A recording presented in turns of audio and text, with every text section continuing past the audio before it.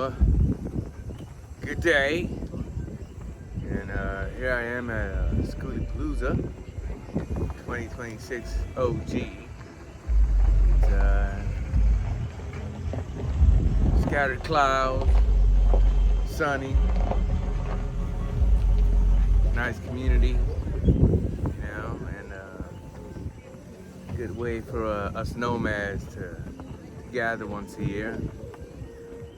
Normally throughout the year we kind of scatter all around, and every so often we'll cross paths along the road,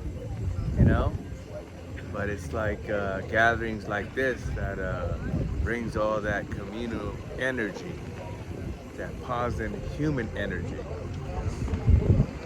that non-deity energy, the energy that we have amongst each other where we rely on each other. We share with each other. We don't try to suck the energy out of each other, give each other energy. And that's what being a van lifer nomad is all about. I'm going to get in and give you a quick tour around. Then a tour, 2026 tour of my van.